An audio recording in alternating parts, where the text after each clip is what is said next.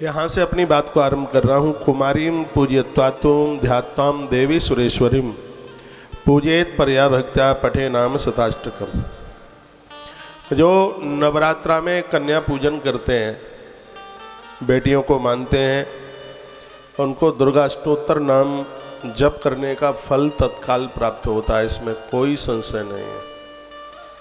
पूजेत परया भक्त्या पठे नाम शताष्टकम्। 108 माँ भगवती के स्तोत्र का जप करने का उन्हें फल प्राप्त होता है जो नवरात्रा में कन्या पूजन करते हैं। रोज ना कर पाए हों, अष्टमी नवमी आने वाली है, 2-3 दिन में बेटियों का पूजन करें।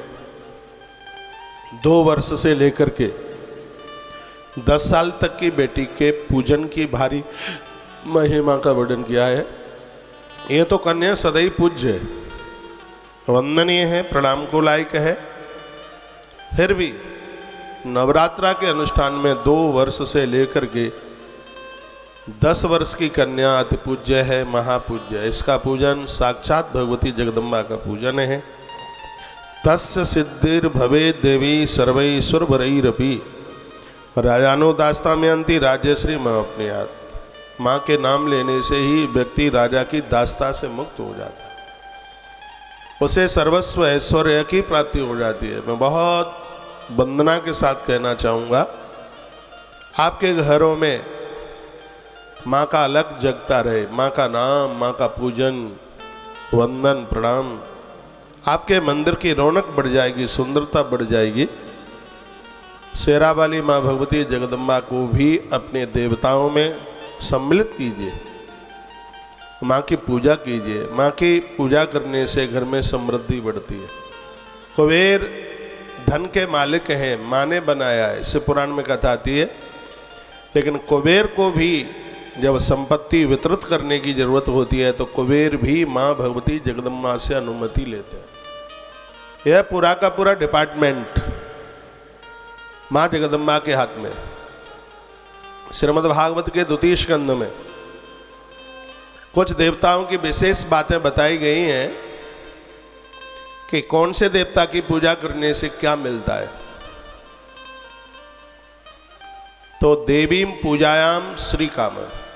यदि जो लोग संपदा चाहते हैं, संपत्ति चाहते हैं, घोर गरीबी का नाश हो जाए, उसके लिए वह माँ भगवती जगदम्बा का पूजन अवश्य में करें। या श्री स्वयं सुकृतनाम भुवनेश्वर लक्ष्मी, जो स्वयं संपदा की प्रतिमा है, स्वयं वैभव युक्त है और वह कल्याणी श्री बनकर के तो सबका पालन कर रही है। आज मेरे पास अहमदाबाद से एक महात्मा जी का फोन था। टीवी सुन रहे होंगे, कल उन्होंने देखा होगा ये गुरुकुल की तस्वीरें। क्या बड़ाई करी उन्होंने, शब्दों में बयानित नहीं किया जा सकता।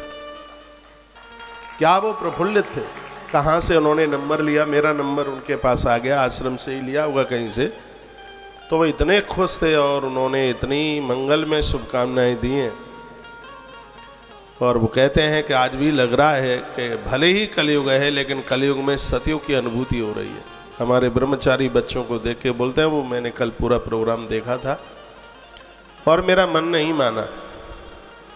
बोलते हैं मैंने रात्रि को 10:12 पर आपको फ़ोन लगाया, आपका फ़ोन नहीं उठा। मैंने कहा मैं आजकल जल्दी सोता हूँ और सुबह भोर में जल्दी जागता हूँ।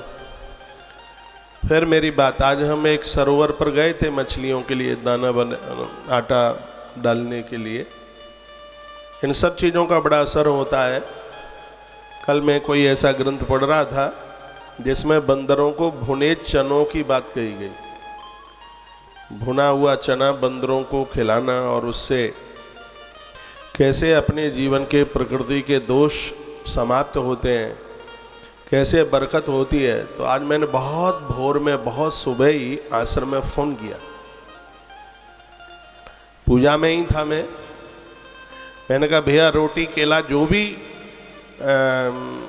बंदर खाएं वो ठीक है, लेकिन आज मैं बड़े प्रार्थना पूर्वक एक फ़ोन करके मैं बोल रहा हूँ 365 दिन में एक भी दिन इन बंदरों का भुना हुआ चना बंद ना हो। ये आज मैंने फ़ोन करके मुझे कुछ ऐसी अनुभूति, मुझे कुछ ऐसा लगा पढ़कर या समझकर। मेरे हाथ में कोई ज्योतिष की बड़ी अद्भुत किताब थी, उसमें बहुत सी बातों का वर्णन किया गया है, जिसमें गैया को हरा चारा डालने से कैसे पितृदोष समाप्त होता है। उसमें मछलियों को कुछ खिलाने से एक चांडाल योग होता, कुयोग होता है, एक चांडाल, और वो मछलियों का दाना डालने से, मछलियों को खिलाने से ये कुंडली के दोष समाप्त हो जाते हैं। तो मैं बड़ा मुदित हो रहा था वो सब किताबें पढ़ कर के, और मैंने हाल ही थानला में हलवाइयों की टीम के लिए मैंने फ़ोन करवाया इस बच्चे से, अचल से। कौन था, अभिषेक, किससे कराया था? मैंने कहा बोलना एक बार के कुछ आटा गूंथ करके भिजवा दें, और मैं पता लगाता हूँ कि यहाँ कहीं कोई तालाब, पोखरी या कोई सरोवर है क्या जहाँ पर मछली होती हूँ, रहती हूँ। तो फिर मुझे पता लगा, यहाँ से 6-7 किलोमीटर दूर ये जगह थी, और हम वहाँ चले गए। क्षीर सागर है ऐसा कुछ नाम हमें बताया था, ये आपके ही यहाँ की तस्वीरें हैं। और आज हम वहाँ चले गए घूमते हुए, और वहाँ मछलियों को ये सब डाल करके, कबूतर भी थे और भी पंछियाँ थे, बहुत आनंद मग्न हो रहे हैं। ये बहुत अच्छा लग रहा है, बढ़िया लग रहा है। जीवन तो आप बिल्कुल अपने किए शुद्ध कर्मों के द्वारा उसको बदल सकते हैं, कहीं इधर उधर भटकने की जरूरत ही नहीं पड़ सकती। इन सब चीज़ों से देवीय संपदा बढ़ती है, देवीय शक्ति बढ़ती है, सोचने की ताकत बढ़ती है, सोचने की क्षमता बढ़ती है। मुझे लगता है कि इन कार्यों के द्वारा तो लोगों की कला बढ़ जाती है। तो यह सबके जीवन में